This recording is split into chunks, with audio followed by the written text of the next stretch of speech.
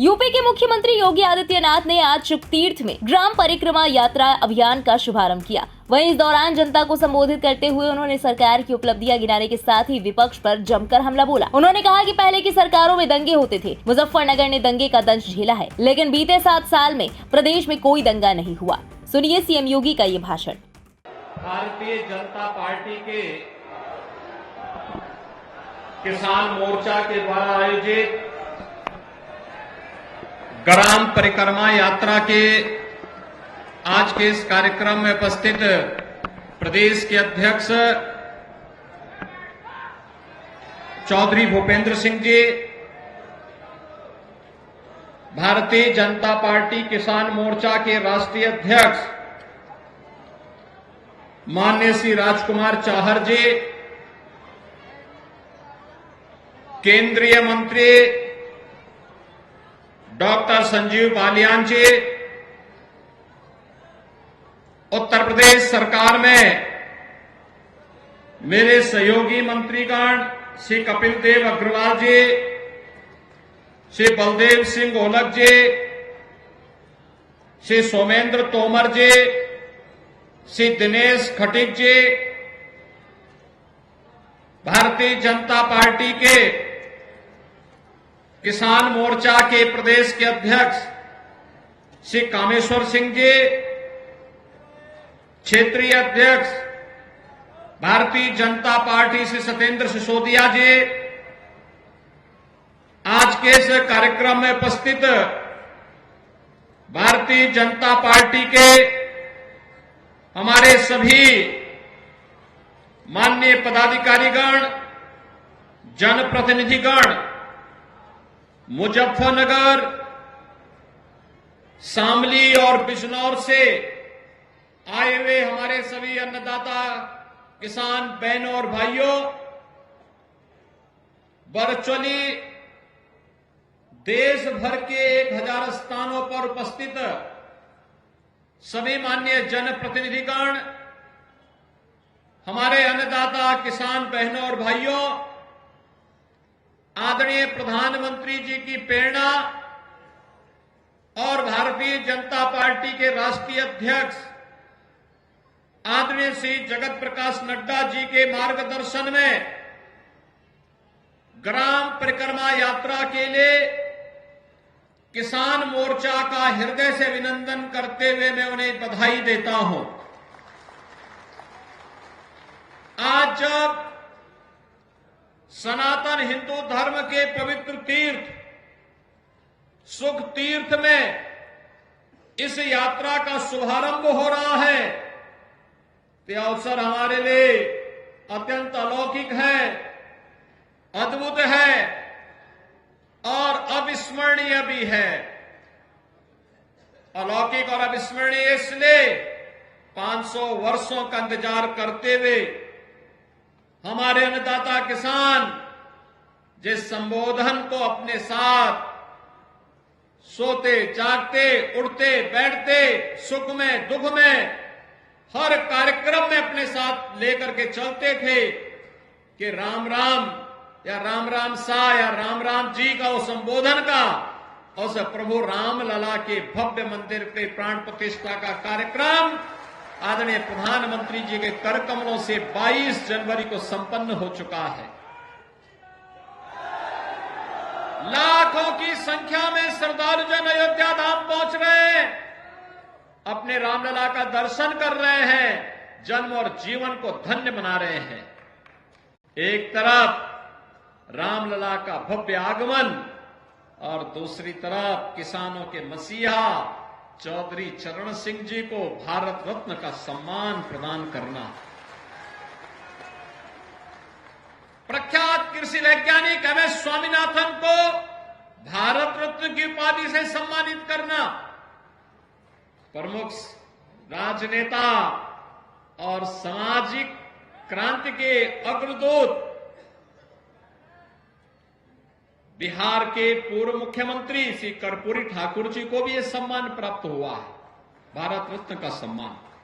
और भाइयों बहनों, इस अवसर पर मैं आदरणीय प्रधानमंत्री जी और भारत सरकार का हृदय से आभार व्यक्त करता हूं कि इन सभी विभूतियों को भारत रत्न देकर के भारत ने आने वाली पीढ़ी के लिए रत्नों की श्रृंखला को खड़ा किया है, जिनसे प्रेरणा लेकर के हमारी पीढ़ी अपना आगे का मार्गदर्शन प्राप्त करेगी। आज जब यहां पर हम सुखतीर्थ में और भारतीय जनता पार्टी किसान मोर्चा इस ग्राम परिक्रमा यात्रा के साथ जुड़ी हुई है, भाइयों बहनों, हम सब इस बारे में जानते हैं। मैं जब यहां आता था, यहां के संत जन भी, जनप्रतिनिधिगण भी एक ही बात कहते थे कि सुखतीर्थ ये हमारा पवित्र धाम है।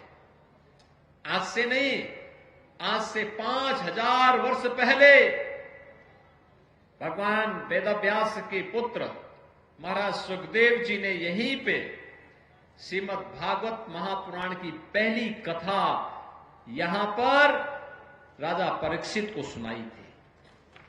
5000 वर्ष पहले दुनिया के कौन सी ऐसी जाति, मत और मजहब है जो अपना 5000 वर्ष का इतिहास बता पाएगा? लेकिन हम तो गर्व के साथ कह सकते हैं, हमारे सुखतीर्थ में जो भागवत भूमि है, 5000 वर्ष पहले यहां पर महाराज सुखदेव ने श्रीमद् भागवत महापुराण की कथा का श्रवण करवाया था, और ये कथा जन्म और जीवन दोनों को धन्य करती है। लीलाधारी भगवान कृष्ण की लीलाओं पर आधारित जीवन के परम पुरुषार्थ को प्राप्त करने वाली, इसलिए इस धाम को कोटि कोटि नमन करते हुए जो वायदा किया था कि मां गंगा की धारा यहां से निकलेगी, वह धारा डबल इंजन सरकार ने पूरी की ना? हो गया ना? अब तो कोई गुंजाइश नहीं है ना? देखो, डबल इंजन सरकार जो बोलती है वो करके दिखाती है। बहनों और भाइयों, डबल इंजन की सरकार ने आपसे कहा था, सुरक्षा का वायदा किया था। 2017 के पहले इसी प्रदेश में दंगे होते थे, और मुजफ्फरनगर का दंगा तो कौन नहीं जानता, कई कई महीनों तक चला था। हमारे सभी नेता ज्यादातर जेल के अंदर थे। भाइयों बहनों, आप मुझे बताइए, पिछले 7 वर्ष में कोई दंगा हुआ क्या? और कोई दंगा कर पाएगा क्या? तो ये दंगा मुक्त वातावरण बना रहे और सुख और समृद्धि का वातावरण बना रहे, इसी के लिए ग्राम परिक्रमा यात्रा का शुभारंभ करने के लिए आज भारतीय जनता पार्टी का नेतृत्व वर्ग आपके बीच में आया है।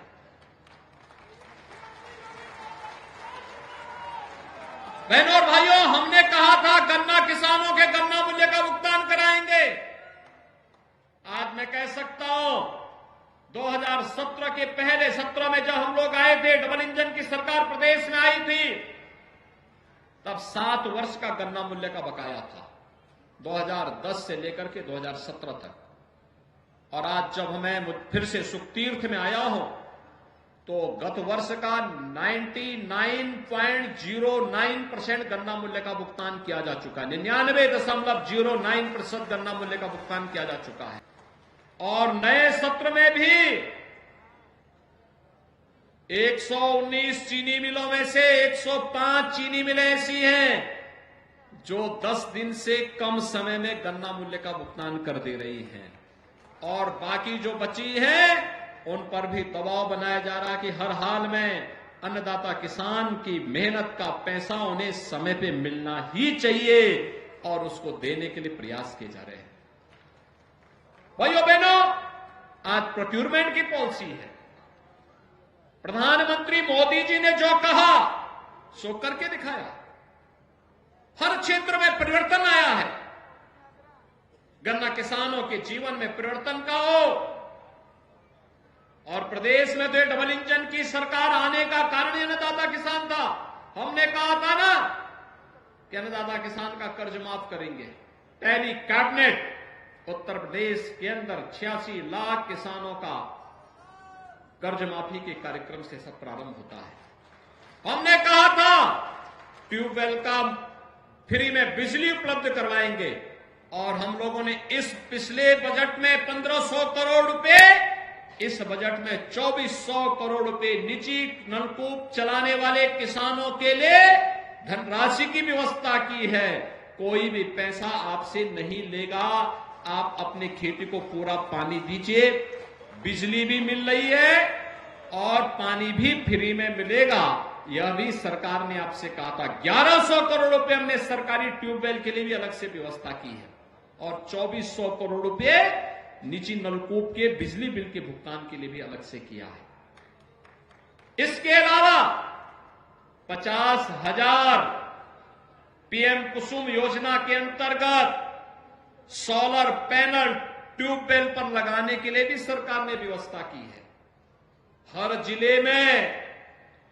जिले में मोटा अनाज के लिए भी और नेचुरल फार्मिंग के लिए भी टेस्टिंग लैब के साथ साथ उसकी पैकेजिंग की व्यवस्था करने के लिए सरकार, डबल इंजन की सरकार कार्य कर रही है।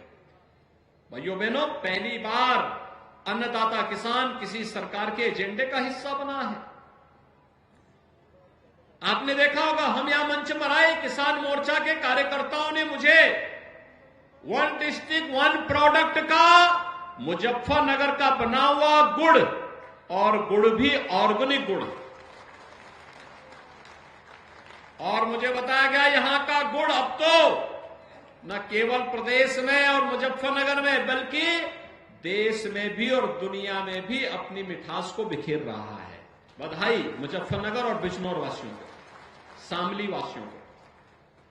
आज मैं आपके पास इसी बात को लेकर आया हूं कि भारतीय जनता पार्टी की डबल इंजन की सरकार मोदी जी के नेतृत्व में जो कहती है सो करके दिखाती है। हमने तो जो कहा, हमने कहा स्पोर्ट्स कॉलेज देंगे, सरधना में मेजर ध्यानचंद स्पोर्ट्स यूनिवर्सिटी बन रही है। हमने कहा था उस बेटी को जिसने एशियन गेम्स में गोल्ड मेडल जीता उसको डिप्टी एसपी बनाएंगे, डिप्टी एसपी का नियुक्ति पत्र भी जारी कर दिया है। पारुल चौधरी को हमने नियुक्ति पत्र जारी कर दिया है। जिन भी बेटियों ने गोल्ड मेडल जीता उनको डिप्टी एसपी का पद का नियुक्ति पत्र भी जारी हो गया है। पहले की सरकारें यहां के नौजवानों की नौकरी में भी डकैती डालती थी, अपने भाई को, अपने भतीजे को, अपने परिवार के लोगों को सब भरते थे, लेकिन यहां का नौजवान ठगा रह जाता था। आज तो पुलिस की भर्ती हो रही है, 60,000 पुलिस की भर्ती। ये संजीव बालियानी है मेरे पास, इन्होंने पत्र लिखा कि 2 दिन और बढ़ा दिया जाए। हमने कहा 2 दिन नहीं, 3 दिन जरूर बढ़ाएंगे, जितना समय लगेगा हम देंगे। और भाइयों बहनों, कोई जनपद प्रदेश का ऐसा नहीं होगा जहां का नौजवान उत्तर प्रदेश के 60,000 होने वाली भर्ती में उसकी भर्ती न हो। अवश्य उसकी भर्ती होगी, बिना भेदभाव की भर्ती होगी, कोई भेदभाव नहीं होगा। और भर्ती की प्रक्रिया तेजी के साथ आगे बढ़ाते हुए सुरक्षा का एक बेहतरीन माहौल आने वाली पीढ़ी के लिए देने के लिए, हमारा वर्तमान तो सुखद और सुंदर है ही, आने वाले लोगों के लिए भी, आने वाली पीढ़ी के लिए भी सुखद और सुंदर माहौल देने की तैयारी। और ये तभी होगा जब किसान खुशहाल होगा, उसके चेहरे पर खुशहाली होगी, समृद्धि होगी। इस समृद्धि के लिए ये सारी व्यवस्थाएं आज प्रारंभ हुई हैं। और आज जब यहां पर हम लोग किसान मोर्चा की इस ग्राम परिक्रमा यात्रा को लेकर चल रहे हैं, 9 संकल्पों के साथ ये यात्रा प्रारंभ हुई है। पहला, जल संरक्षण के लिए। दूसरा, ग्राम स्तर पर डिजिटल पेमेंट को लेकर इसको बढ़ावा देना है, जिससे किसान किसी भी प्रकार के भ्रष्टाचार से मुक्त हो सके। स्वच्छता अभियान को लेकर, वोकल फॉर लोकल को लेकर, यानी जो हमारी स्थानीय उत्पाद है उसको प्रोत्साहित करना। घरेलू पर्यटन में वृद्धि को लेकर सुख तीर्थ या ग्राम तीर्थ की, जहां पे आपके लोकल प्रोडक्ट बन रहे हैं, वहां की यात्रा गांव के लोग करें, देखें और उसको प्रोत्साहित करें। जैविक खेती और प्राकृतिक खेती को बढ़ावा देना, किसानों की आय को कई गुना बढ़ाने के लिए मोटे अनाज की खेती को भी प्रोत्साहित करना, जिसे आज प्रधानमंत्री जी ने सुपर फूड कहा है, और ग्रामीण खेल और फिटनेस को भी बढ़ावा देने के साथ ही आर्थिक रूप से जो वंचित हैं उन्हें भी मदद देने के लिए सरकार के स्तर पर विभिन्न प्रकार की योजनाओं को आगे बढ़ाने का कार्य करना। इन 9 संकल्पों पर आधारित ग्राम परिक्रमा यात्रा किसान मोर्चा के हमारे कार्यकर्ता गांव-गांव जाएंगे और गांव-गांव जाकर के प्रत्येक अन्नदाता किसान के साथ संवाद बनाएंगे और उन्हें संवाद बना करके जिन किसानों को डबल इंजन सरकार की योजना का लाभ मिला है उनके सफलतम कहानी को जनता के सामने कहेंगे, और जो वंचित रह गए हैं उनका उसी समय रजिस्ट्रेशन करवा करके फिर आने वाले समय में उनको भी लाभान्वित करके 100% सिचुएशन के लक्ष्य को प्राप्त करने की दिशा में कार्य करेंगे। और आज इसीलिए हम लोग यहां पर आए हैं। आपने देखा होगा प्रधानमंत्री मोदी जी के आने के साथ उन्होंने देश के अंदर सॉयल हेल्थ कार्ड की व्यवस्था की, प्रधानमंत्री फसल बीमा योजना का शुभारंभ किया, प्रधानमंत्री किसान कृषि सिंचाई योजना का शुभारंभ किया, एमएसपी का दाम घोषित किया और लागत का 1.5 गुना दाम अन्नदाता किसान को मिल सके, इसके लिए मोदी जी के नेतृत्व में भारत सरकार ने जो घोषणा की उसका परिणाम हमें प्रारंभ में उसका मिलना प्रारंभ हुआ। भाइयों बहनों, आज देश के अंदर अगर 12 करोड़ किसान इस योजना से लाभान्वित हैं तो उत्तर प्रदेश में भी 2,62,00,000 किसान इस सुविधा से लाभान्वित हो रहे हैं। 7 करोड़ 45 लाख किसान क्रेडिट कार्ड से लाभान्वित हुए हैं, तो जिसके माध्यम से पशुपालन और मत्स्य पालन में भी किसानों को इस योजना से शामिल करने का कार्य हुआ है। और मुझे बताते हुए प्रसन्नता है कि संस्थागत ऋण इसके माध्यम से 13-14 में 7.3 लाख करोड़ रुपए था, आज यह 22-23 में बढ़ करके 3 गुने से अधिक 21.55 लाख करोड़ रुपए कर दिया गया है। प्रधानमंत्री फसल बीमा योजना में भी अब तक देश में 48 करोड़ किसानों को 1,40,000 करोड़ रुपए का भुगतान किया गया है। यानी अब पैसा केवल हजारों में नहीं है, लाखों करोड़ों में किसान के पास डीबीटी के माध्यम से प्राप्त हो रहा है। प्रधानमंत्री कृषि सिंचाई योजना के माध्यम से देश में 78 लाख हेक्टेयर भूमि और प्रदेश में 23 लाख हेक्टेयर भूमि को अतिरिक्त सिंचाई की सुविधा उपलब्ध करवाने का कार्य हुआ है। भाइयों बहनों, इन सभी योजनाओं का लाभ एक एक अन्नदाता किसान तक पहुंचाया जा सके, इसके लिए आज भारतीय जनता पार्टी किसान मोर्चा आपके पास आया है। इस सुख तीर्थ की पावन भूमि से, अन्नदाता किसानों की कर्म भूमि से, अन्नदाता किसानों के हित में नई योजनाएं क्या बन सकती हैं। भारतीय जनता पार्टी 2024 में जब जनता जनार्दन के पास प्रधानमंत्री मोदी जी के नेतृत्व में अपना रिपोर्ट कार्ड लेकर के जाएगी, तो फिर 24 से लेकर के 29 के बीच में हमारा लोक कल्याण संकल्प पत्र में अन्नदाता किसानों के लिए कौन सी योजनाएं आनी चाहिए, उनका सुझाव भी एकत्र करेगी और इस एकत्रीकरण के बाद उन्हें समाहित करते हुए अगले 5 वर्ष के अंदर उन्हें पूरा करने के संकल्प के साथ कार्य करेगी। मैं इस पूरी यात्रा के प्रति अपनी शुभकामनाएं देता हूं और विश्वास व्यक्त करता हूं कि यह ग्राम परिक्रमा यात्रा के माध्यम से हर अन्नदाता किसान तक पहुंच करके प्रधानमंत्री मोदी जी के नेतृत्व में देश के अंदर किसानों के लिए, देश के अंदर गरीबों के लिए, वंचितों के लिए, महिलाओं के लिए और युवाओं के लिए बनी हुई योजनाओं को भी हम आम जन तक पहुंचा करके फिर 2014 में 24 में 14 और 19 की पुनरावृत्ति करते हुए मोदी जी के नेतृत्व में तीसरी बार फिर से भारतीय जनता पार्टी की सरकार को देश के अंदर बनाने का कार्य हमारा अन्नदाता किसान करेगा। इस विश्वास के साथ मैं भारतीय जनता पार्टी किसान मोर्चा को, उनके राष्ट्रीय अध्यक्ष को, प्रदेश अध्यक्ष को, उनकी पूरी टीम को हृदय से इस यात्रा की बधाई देता हूं, शुभकामनाएं देता हूं और विश्वास व्यक्त करता हूं कि यात्रा पूरे प्रदेश के अंदर, पूरे देश के अंदर प्रत्येक अन्नदाता किसान तक पहुंच करके डबल इंजन सरकार की योजनाओं को अन्नदाता किसानों तक पहुंचाने और उनके महत्वपूर्ण सुझावों को लेने का कार्य करेगी। इस पूरी यात्रा के प्रति मेरी शुभकामनाएं। धन्यवाद। जय हिंद, जय जय Shri Ram. Bureau report, India public खबर। इसी के साथ इस खबर में अभी के लिए बस इतना ही। देश और दुनिया की बाकी खबरों के लिए सब्सक्राइब करें इंडिया पब्लिक खबर के YouTube चैनल को और बेल आइकन दबाना बिल्कुल ना भूलें।